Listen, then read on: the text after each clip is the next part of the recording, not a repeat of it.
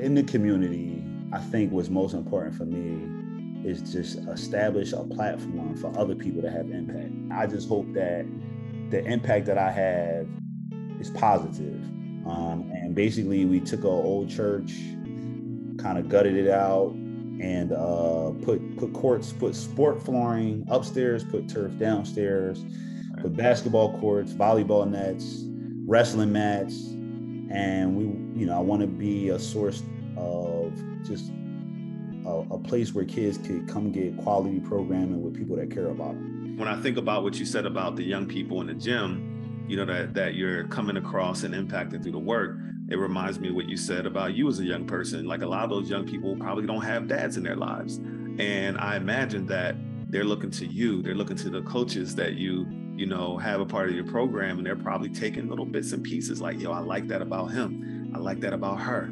I like that about them, and it's like, it's duplicating that all over again, exponentially, because you're able to bring, who you are into these spaces around hundreds of kids and impact them, not just your own family. The Grow Dialogue podcast is a liberation project that explores equity, inclusion, belonging, conflict resolution, and culture in the workplace and beyond, including in our personal relationships, families, and communities. Each week, my co-host, Maryella Marie, and I will bring you insightful guest interviews and artistic expressions curated to amplify emerging voices who are sharing practices that support society's transition to a more collaborative, just, sustainable, and liberating coexistence. We live during a time when divisiveness and polarization dominate the social, economic, and political discourse. In response to this reality, and empowered with the skills of authentic dialogue and systems thinking, I created an anti-oppression framework for social sustainability called Theory of Indivisibility to help illuminate a different path forward. Our hope is that these conversations and calls to action will ignite tolerance and empathy and provide guidance for our global listeners who want to actively engage in ending all forms of oppression while creating thriving relationships in the workplace and beyond. I'm Dr. Sundiata Soon-Jahta. Let's grow dialogue.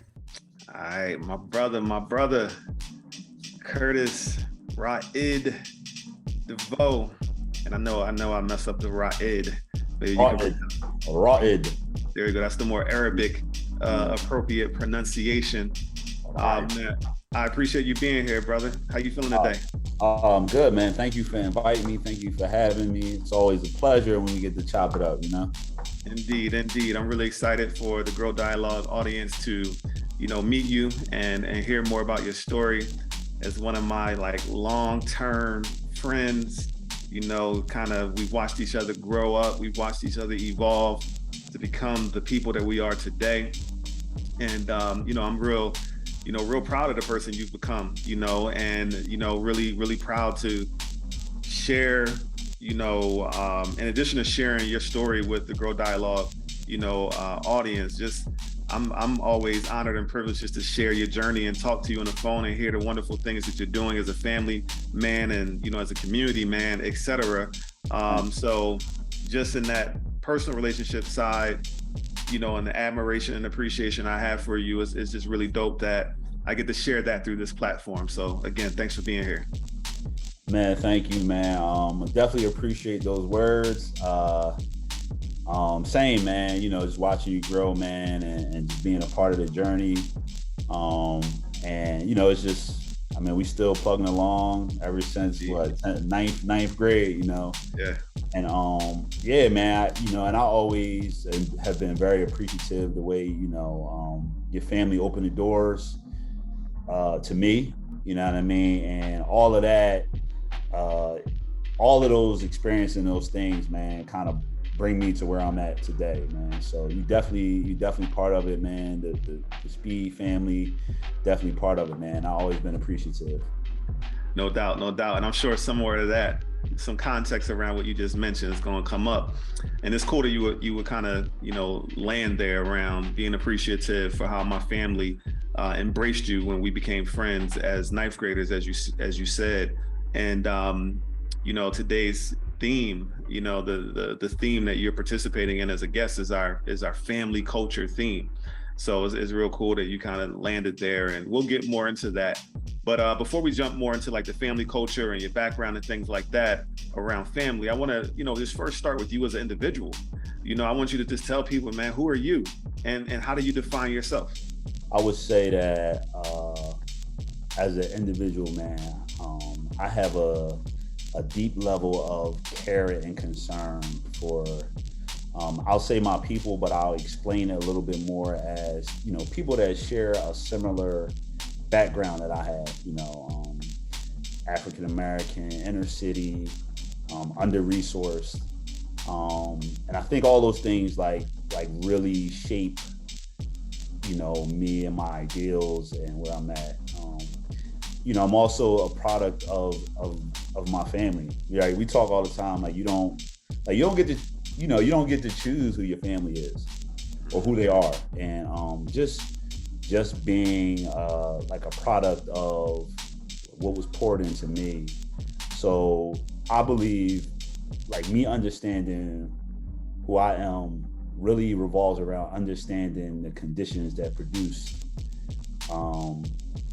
myself and individuals, going back to really understanding, not heavily looking on, like slavery, but really understanding like the Great Migration and how that just was a significant change in who we are and how we got here and where we're at. I'm a product of the people that came before me, and I try to really realize that and just be dutiful to the survival, right? How we survive. I don't think we give enough credit to just being able to survive. Anybody that has a business know what it means to be able to keep the doors open, right? And how hard that is. And so when I think about me and who I am and what makes me up and the things that I reflect on, definitely just understanding and trying to honor those that came before me and to move it forward. So. Okay. And really quick, when you talk about the Great Migration, you're speaking about, people of African descent who are descendant of enslaved Africans who migrated from the South to the North, after the abolition of slavery. Is that accurate? Right. So, we migrated from the South to the North, to the Midwest, and to out West. Okay. And so really, I've driven those roads, and it's just the courage. It's not something that we focus on a lot, but when you really get into it, I think it's a source of just pride and value that we not really picking up on. That's interesting, man, because a lot of times when I ask this question, a lot of people will talk about how they define themselves in terms of maybe labels, how other people in the world perceive them, the things they're passionate about doing. But what's unique about your approach to defining yourself is that you're saying that you can't define yourself without looking back about all the obstacles that those who came before you overcame so that you can even be here and have the opportunities to be, who you are. So you kind of, in defining yourself, is you look back.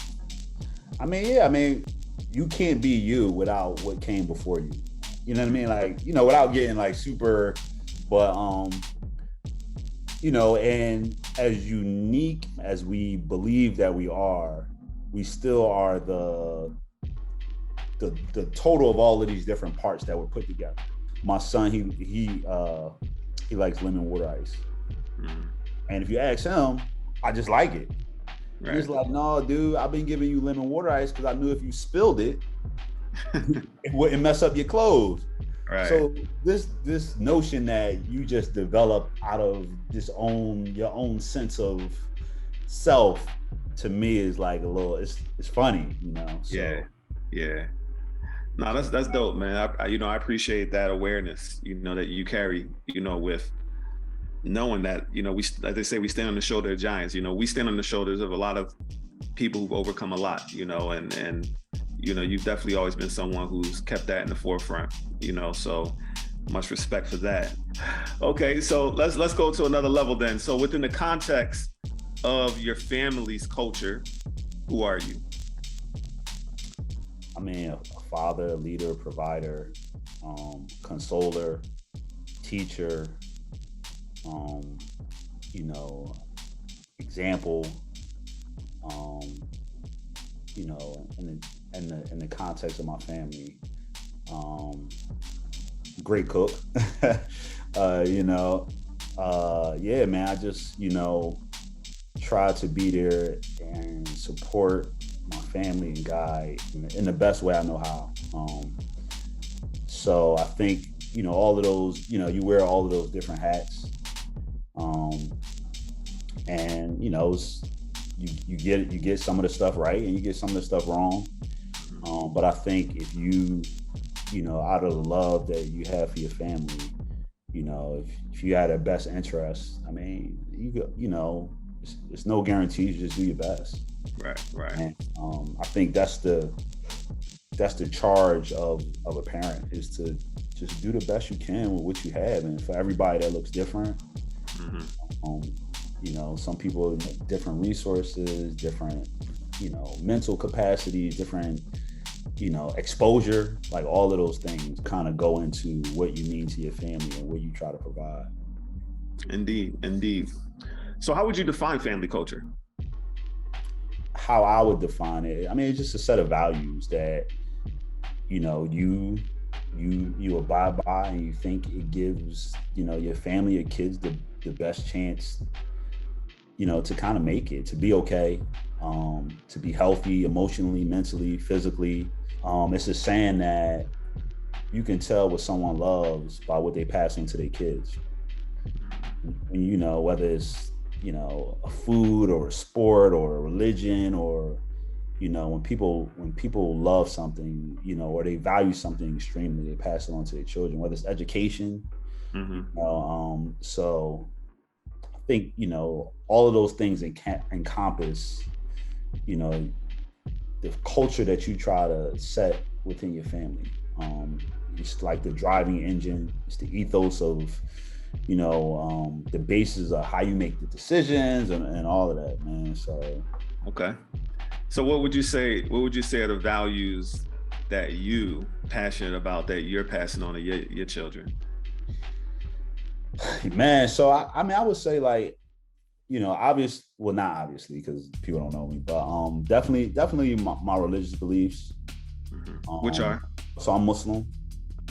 Saying that encompasses a lot, though, right? Because within the religious beliefs are different values, and different people focus on different values within any religion or ideology, or so but that that's my starting point, for lack of a better way to phrase it. What does the religion say about a particular standpoint on a myriad of issues?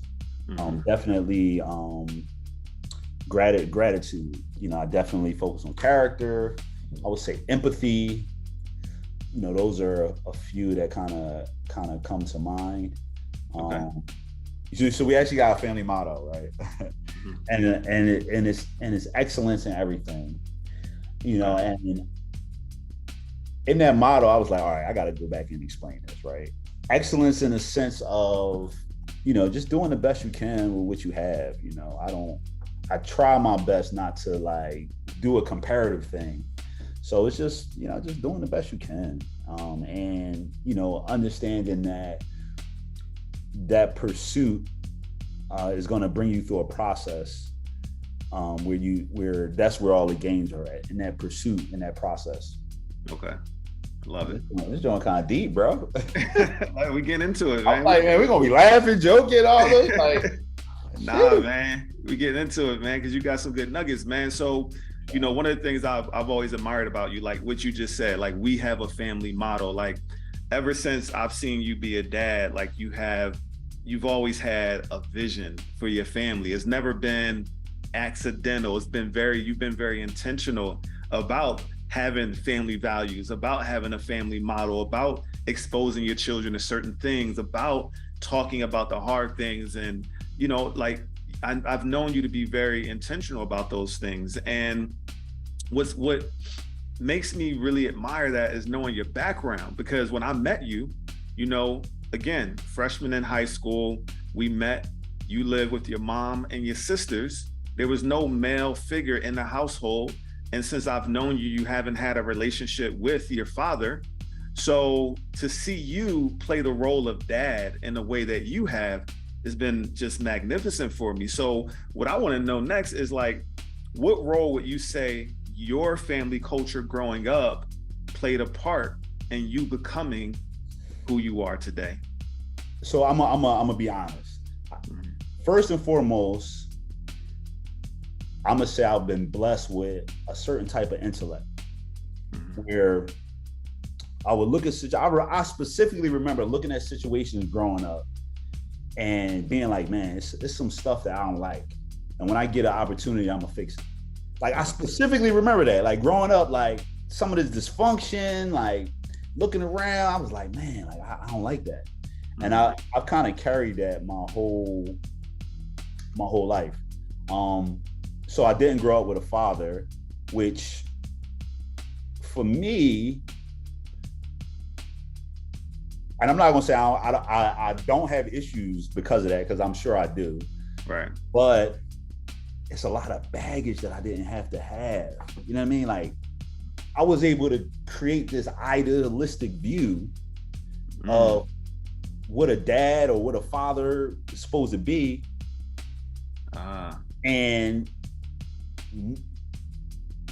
And be like, why can't I? Why can't we have a family motto? We got a family motto, we got a family flag, we got family colors. You know what I'm saying? Like why not? Right. Why can't I create these intentional relationships with my daughters? If I looked up to somebody and I was like, man, I really like this about them, but I see that they have this problem. All right, I'm gonna take this part, but I'm gonna work on, try to come up with a solution for the other part. Right. So even with my daughters, right, I need to be able to have those hard conversations. Why not? Like, why not? With my son, like, yo, like, it's the kind of relationship that I want to have. I've seen 4 other men that I know, and they're all heartbroken over certain issues. Right.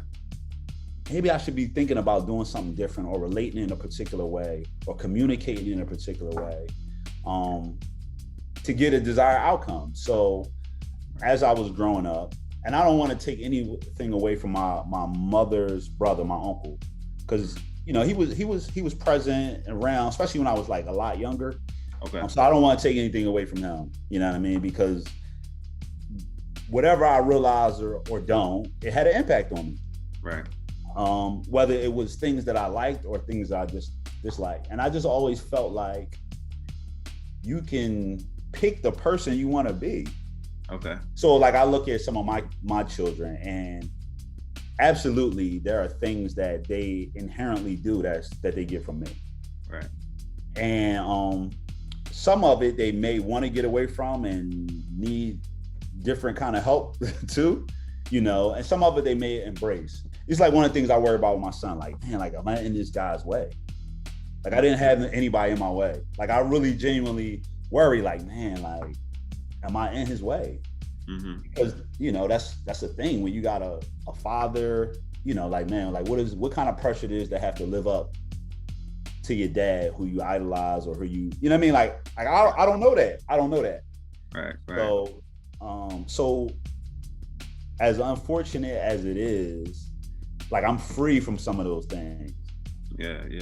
So I don't have the same hangups when I want to make up what my family do, or what we, you know what I mean? Like the little sayings, or what I want to expose them to. Like, it's funny because one time you asked me, you was like, where do you get this from? I was like, Bill Cosby. That's where I get it from. You know what I mean? Like, wait, Heathcliff Huxtable. Let me differentiate. Yeah.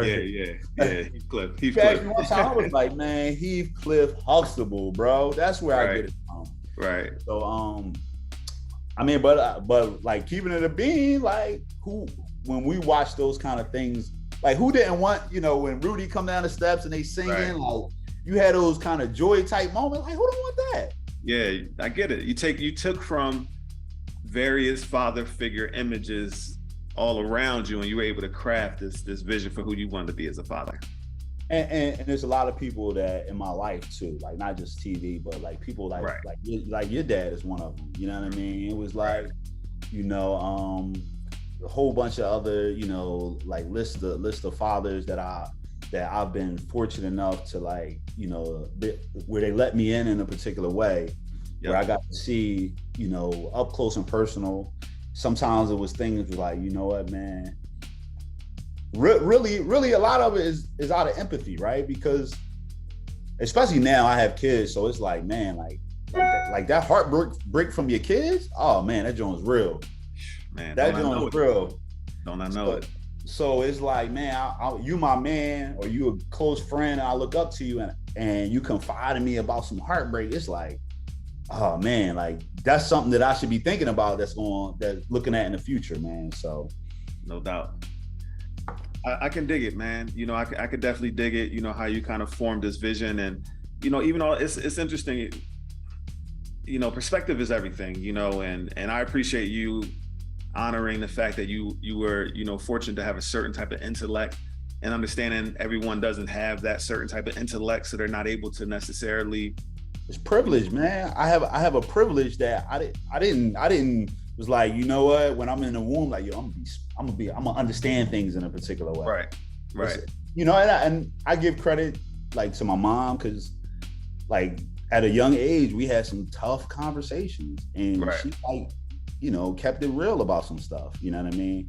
Yeah, and it also goes back to what you were saying before in terms of like the people that came before us, because obviously for you to have that intellect, you know, it got passed down. There was something in your, you know, your gene pool, your DNA, where your ancestors who preceded you had a certain level of intellect to be problem solvers and strategic thinkers in the ways that you've shown up in the world. Yeah. So yeah, man, I think it's a saying, and it's like, those who understand are responsible. Mm-hmm. Mm-hmm. You know what I mean? So if it's things that you see that you don't feel like other people see, you the responsible one, because you see it. Right. When people talk about things like privilege, it doesn't necessarily mean that, you know, like, you're not just born with an intellect and just stay there. Like you definitely gotta, like, work at understanding things, having a process to break down problems and figure out how to come up with solutions. Mm-hmm. So I mean, I do put in work, like trying to understand situations and people, you know, trying to be better. But I would say generally, you know, like, it's a certain level of awareness that I was blessed to have, that like I'm telling you specific things I remember. I remember getting on a bus one day. Mm-hmm. And it was cold, you know, because this is when we used to get my kids, they get rides back and forth. This is when we was on the bus. I was like in middle school, like on the bus in 6th grade. Public transportation. No cell phone, no communication. You leave and you gone, right? Right. And I remember being like, man, it was a dude on the bus, and he was like older, and I was like, man, like, you know, not and I'm very careful to be empathetic, right? So I'm not looking down on this person. Mm-hmm. And I was like, yo, like, man, like, no, like, that ain't gonna be me. Right. You know what I mean? Like, you know, like, it's a cold morning, like, you're a kid, you miserable, like, you don't feel like getting up, man, like, you gotta go to school, and it's like, man, like, I'm like, no, like, this ain't gonna be me, you know. Right. So and you know, like, just like having those kind of thoughts, I remember those kind of thoughts at a young age. And in 6th grade, like, I wasn't, you know, working on higher learning that you know, so yeah, indeed. I definitely remember those cold days growing up in Philly, as we both did, because I know I didn't ask you that at the beginning, but hopping on that SEPTA, you know, to get to and from, man, just knowing one day I'm not gonna be on this bus. So, but yeah, you mentioned your daughters, you know, and I wanted to talk about one of the themes that I wanted to talk about with you is like you being a girl dad, because you have 4 daughters. All right. So 4 daughters, 1 son. So, you know, girl dad, right? So like, what does that mean to you, being a girl dad? Because that's like, and let me just say this, because, you know, for our listeners, I'm sure a lot of you have heard or seen the hashtag girl dad that's going around, and there's like this wave of just men just kind of stepping up and embracing, being a father to daughters and in a wonderful way. So yeah, what does that mean to you? So I actually got called out on this because I am technically not a girl dad because I got a son. So you got to only have girls to be a girl dad? Yeah. I got called out. Somebody was like, "Don't you got a boy?" I'm like, "I do." So yeah, man. So man, I love my daughters, man. I really do. And I think, so we talked about my upbringing. Like, how could I not like love the women in my life, right? Grew up with, so to give you a little background, so my mom actually had me when she was 15. So my mom had me when she was 15, and my grandmother kind of like raised both of us. You know what I mean? So I grew up with a mom and a grandmom that, was like kind of like first generation out of the South. So a lot of that, just tradition, a lot of that, man, like impacts me a lot to this day. A lot of the community, a lot of the values, a lot of the this is like controversial now, but like a lot of the respectability stuff, came from my upbringing with my grandma, who I think the world of, and my mom, just so it's like, and just seeing what they go through, right? Seeing what they go through, and just wanting them to be okay, kind of carried over in my life, and from my wife to my daughters, it just was really important that I have a relationship where, I have a relationship where I'm always I'm not on the outside. So trying to be understanding of what they go through, trying to like connect in ways with them, try to have those tough conversations, try to normalize things that really aren't normalized when it comes to our daughters. Yeah. Like go a little deeper. When you say try to normalize things, what do you mean by that? I mean, so even when it comes to like like just like the opposite sex, right? Trying to like listen, nobody wants you to win more than I do, right? So it's funny, right? Because you can advise, guide, talk to your children about everything in their life, but for some reason relationships and things involving kind of like the opposite sex or is taboo, and it just don't make sense to me. Like, it's like in terms of relationships, like romantic relationships. Yeah, like romantic relationships. It just like that aspect of things just really didn't make sense to me. And it's like, why? Like, nobody know you better than I do. Nobody wants you to win better than I do. Like, nobody wants you to succeed or have good. So, having those conversations like early, talking about those things. Being a human to my kids, right? Okay. Not just being this parent figure that like never did anything wrong or never, you know what I mean? So, we talk about wins, we talk about losses as well. But also having an expectation of my daughters, so having daughters and sons, you just see investing in them in a way where I can, investing in a way and being proud of them and their accomplishments. You don't always see that kind of investment in girls. And I think, pushing them, to get, to be uncomfortable the way we push our sons to be uncomfortable. Because at the end of the day, it's lessons that we want them to get. And I think, those lessons go for girls the same way they do go for boys. Okay. So in my family, we use one of the platforms that we use is youth sports. Right. So so one year my daughters cheered. Oh, I hated it. And no shade or disrespect or whatever on girls that cheer, because it is a real thing. Right. I just felt like I wanted my daughters competing, getting that getting that team and one-on-one competition, because I know what I feel is the benefit from that. So spending time with them, spending quality time with my daughters, taking an interest in the things that they're interested in. Mm-hmm.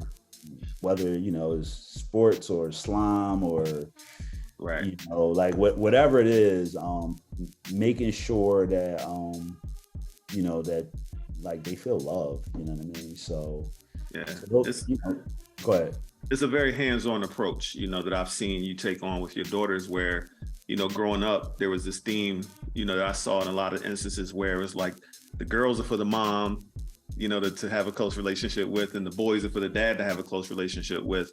But I've definitely seen you invest in having that close relationship, with your daughters, where you want them to be able to talk to you about anything the same way they would go to their mom to talk about anything. And like you say, the humility and being a human and just letting them know, like, I'm here for your wins. Right. I want to help you win. I remember, when you were talking about your oldest, who's now in college, as she was coming of age in her teenage years, I remember that's kind of the theme of what you would say to her is like, I want to help you win. You out here navigating relationships, navigating education, navigating athletics, etc. And it's like, you don't have to do it alone. Right. How can I help you win? Even if it means we got to have some hard conversations, I'm not here to stop you. I'm here to help you make that decision in the safest way possible, the most efficient way possible, because I've been through it. So those are some of the things that I remember just like taking notes from you. And listen, give me a chance. But it's so crazy because for some reason that's not the cultural norms, right? Mm-hmm. And so it's like, trying to challenge that to have healthy relationships. For some reason the cultural norms became different, and I just, as you look at how that plays out in life, it's like, man, like, just give me a chance to help you win.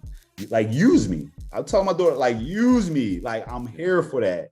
Yeah. So, whatever it is, it's like, I would rather,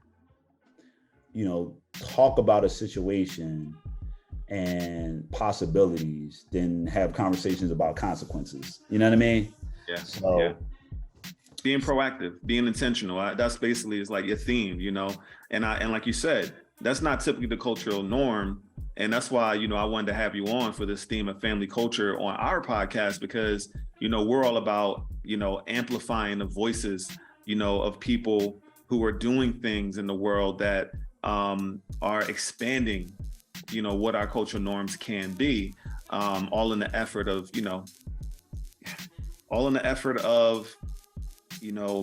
improving outcomes, right, for people. And in this context, improving outcomes for the people in our families and our communities. Right. So another thing that you mentioned, you brought in sports, and you've been a sports dad, and you talked about, because of the benefits of competing in sports, that you've, encouraged your children to participate and really invested in them, competing in sports. But I've known you to also take that another level and also, do that for the community at large, not just your kids and just kind of sit on the sidelines, but you've actually said, okay, I'm gonna coach you, right. If you're playing soccer, you're playing basketball or baseball, I'm gonna be the coach, and then I'm gonna try to influence and inspire other children as well. Can you kind of speak to that? Yeah, man. Like, it's funny, man. Like I'm blessed, bro. And one of the things that I tell my kids is that I don't really have a lot in common with your upbringing. Mm-hmm. I don't. Like, you know, my son's 16, got a car. My oldest daughter, she turned 17, she got a car. Like, you know, like they go to, you know, I like, you know, You can say it. You can say it. They go to private school. We go went to to private school. They got juice in the refrigerator. You know what I mean? Like they ain't washing out their socks. You know what I mean? Like, yeah. You know, like so. So my thing is that my kids have me. They're gonna be okay. And what I want to make sure is that I'm committed to the kids that don't have me, that still need help. And it's for me, it's for me though. You know what I mean? Like it's important for me. You know, I think I've been coming to grips with the fact that I have like a bit of survivor's remorse. You know what I mean? Okay. You know, we from Mill Creek, right? West Philly, high rise, a lot of trauma. High rise projects, a lot of trauma. Yeah. I've had people say like, me and you had this conversation about being the exception. Yeah. And it don't seem like it though, because, people that, kind of group together by a lot of commonalities. But when I go through my elementary school yearbook, when I go through my middle school yearbook, when I go through, I've been to a couple of high schools, when I go through those yearbooks, it's like, man, like, a lot of people don't make it out. A lot of people still stuck in a particular position. Right. And so I got a bit of survivor's remorse, man. And I want to make sure that I'm giving back. I want to make sure that it's a way that I show gratitude for where I'm at, because right. Where I started, and where I'm at now is I couldn't imagine this. Man. And I'm not even like I ain't no billionaire or nothing like that, man. But right. Plus, man, I have a beautiful family, man. I can provide for them. Right. I have beautiful kids, and I have friends like you, and it's like so I want to make sure that I'm impacting other kids and giving them things that I don't have. Yeah. And a lot of that, I'm a sports guy, but I often try to tell people like it could be robots, it could be video games, it could be whatever, but really connecting with kids, meeting them where they're at, and helping them, learn all of the benefits, just have all of the benefits of youth sports. I remember it was 2 different times in my life, like growing up in West Philly. It was this big talk because we was going to have a baseball team, and we was going around and we had like one glove, and I'm telling you, like, this is like, it's funny. I watch movies and people be like, "Oh, that's so stereotypical." I'd be like, "No, this stuff is real. Like, it's real." Yeah. And but it was just talk, right? Wasn't no dads around. Wasn't nobody, a lot of people just wasn't really exposed to even where I know for a fact my mom wasn't even exposed to where to get opportunities from. Right. You know what I mean? And so it was a lot of talk. It was about this baseball team, and I remember it was a field down Mantua. We used to walk down there, and you know what I mean. And then I remember another time it was talk about this football team, right? But it just never manifested. We didn't have the resources. We didn't have the infrastructure. Right. So as my kids are growing up, playing sports, going to these beautiful high-priced facilities and beautiful, well-manicured fields and turf, and it's like, man, like, our kids deserve that. Right. Our kids deserve to have that kind of experience. And that's, that's one of the things that that kind of motivates me, is like, man, our kids deserve that. And I would say spending, the other thing is that when I got with the Anderson Monarchs and Steve Bandor, I saw a level of selflessness so Steve is a white dude, and he is like, just running this, running programming in South Philly. He's not like on that white savior thing. Like he just really unassuming, do his thing. But I Right. saw a level of sacrifice and selflessness that made me question my own. Okay. And I questioned that. He was working with majority inner city African American youth. Working with Black kids in the city. Okay. And it was, you know, at the time, so it's crazy because South Philly is totally gentrified and different right now. But 10 years ago, it wasn't. And right. I was like, man, and I really was like, yo, this dude can be this committed to kids that don't even look like him.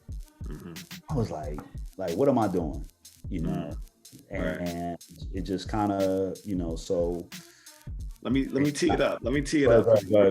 Tee it up for the listeners. So I know that, you know, you got with Steve, right? You became, your son became, got on the program, became a member of the program. You said what program? The Anderson Monarchs. The Anderson Monarchs. And you were a coach. And I know that expanded to you coaching several sports from baseball to soccer to basketball through that organization. And then basically, you know, through your work with that organization over the years, you got the inkling like, you know, I want to do this. You know, I want to do this. And I now know you to be the founder, owner of City Athletics Philly. Yes, and I want you to, you know, tell listeners, you know, more about that, your vision for that. And I literally watched you, you know, come up with this vision and, you know, basically have this idea of taking this old church and converting it into a gym and then connecting with soccer fields in the area and just basically starting this amazing youth program where you're doing wrestling and soccer and basketball and et cetera, dance and volleyball, like, and you are like facilitating all of this in the heart of North Philly, and just literally from your heart. No, man, it's crazy. If you know, it's like I couldn't have wrote the story, you know, and you know, like you know, everybody need to know that you definitely a part of it. You definitely a believer. As soon as I broke it down to you, it's like, oh man, like, you know, so I definitely appreciate that, man. So just being with the Monarchs, the structure, I was looking for kind of like a different structure, and is, you know, me and Steve is still like 100%. Matter of fact, we talk almost every day. It was kind of bittersweet because as I was building that, I was kind of leaving the Anderson Monarchs, who I still like represent. So you know, it kind of was like, I would say that City Athletics is like a natural extension of Anderson Monarchs, honestly. Okay. And you know, I don't have a problem with saying that. You know, it's funny because we went through a lot of strategic planning where we tried to think of what would expansion look like. And, you know, inadvertently, like, this became part of the expansion. We still partner together on a lot of things. Okay. And we still consult with each other. So through that, you know, one day I was like, man, it would be nice if we had our own facilities. So I was like, man, like, all right. So, you know, just start looking. And it was like, you know, I'm gonna put this out here. I feel like what we have now, the church that we converted, is a stepping stone to something bigger. Right. Because I still think our kids deserve more. Yeah. So, you know, I started looking around, trying to figure out how we could utilize existing space to help serve kids. Right. Looked at warehouse, looked at a whole bunch of stuff. Kind of went back. You know, I actually said no to the place we're in now, the church, and then eventually came back to it and was like, man, like, just, we can make this work. And basically, we took our old church, kind of gutted it out,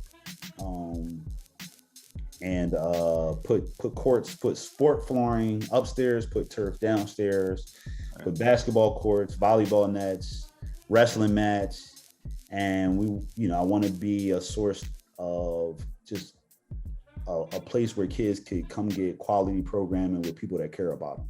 Right. It's very, it's something that I think is extremely simple, but at the same time, high impact. Right. You can create a great culture where kids feel safe, parents feel safe, and hold them accountable, and for commitment. I think that we could have a great impact on a lot of youth in the city. Use that to expose them to things outside the city, expose them to experiences through the Anderson Monarchs. Man, we getting kids, out of Philly on college campuses and in summer camps, access to people that have careers in athletics that's not playing. Right. Just really trying to build mentorship around it. We want to give we want to create a platform where people that want to come impact can coach. Okay. By creating just an environment where they could come and just come and spend time with kids. Most of the people that we get to come coach, like they fall in love with it. Yeah. It's a lot of times I feel like I get more out of it than the kids do. Right. But yeah, man. So right now we have the gym, which is City Athletics, which is like 10,000 square feet of multi-use space that we use to help that community. We specifically wanted to be in a community in an underserved neighborhood. Right. It's a youth program in desert where it's at. It's nothing around. Right. Even though it's rec centers around, is no quality programming. So out of that we do what are we, sports fitness community, right? Right. So we try to attack in those 3 different areas. As you came up for the Juneteenth. Yep. On the community side, we've done COVID supply giveaways, we've done coat giveaways, we do a Juneteenth celebration, we give away school uniforms, and my family is a big part of it, right? Indeed. The kids come spend time, and somebody said to me a long time ago, kids may or may not do what you say, but they definitely do what you do. Mm-hmm. So I want my kids to, while they are privileged, I want them to always, I don't want them to look down on others. Yeah. I want them to have empathy and have a duty to give back. So I have to display that. So it's it's a family endeavor. They know what I'm about. They know what we're about. And right. It's funny, right? Because we had the conversation about this is a day of service for you. So when we do these events, I need you to be in the right mindset that we serve in the community. This is our debt. And so just be patient with whatever you frustrated about or whatever it is. And at the end of the day, setting a great example. Indeed, it's setting a great example. And this past year, like you said, I brought my children up to participate in the Juneteenth festival, and I had that same conversation with them. Like, I try to get them to contribute and help out in a lot of ways as well. And but yeah, it definitely resonates, man, when you talk about how our children grew up so much differently than us. And the different privileges they have, et cetera, is night and day. But we're fortunate, to be able to create the conditions that they don't have to. But I appreciate just the tie back, right? Because when I think about that, and I think about people that made that migration, right? Because that was a life risk, right? If they found out you was leaving, like they would lock you up, they would kill you. Like the journey to leave, look, I still feel angst about driving on certain towns at certain nights in the South. Right. You know what I mean? Like in 2022, it's like, nah, I ain't gonna stop there. Right. So when I think about, they probably were saying the same things. Like, man, my kids ain't grew up like me. Yeah. You know what I mean? Like we grew up, I grew up, picking oranges or cotton. Your family from Florida, so I'm sure it was some orange pickers. Right. You know what I mean? And your dad owned half of a neighborhood. You know what I mean? Right. So when, so it's in that tradition, you know what I mean? Indeed. So, Indeed. so you really want to, I try to drive that home with my kids, man. Yeah, that's a great tie-in, man. I guess a great way to bring this home. And yeah, I guess, to close this out with the final question, like what would you say your vision is for, the future in terms of let's say the ripple effects of the work that you're doing, in the community, and also the examples that you're setting, through your family culture, if there could be a way to tie those two things in together in some way? I mean, it's hard to quantify, like when, in the community, I think what's most important for me is just establish a platform for other people to have impact, right?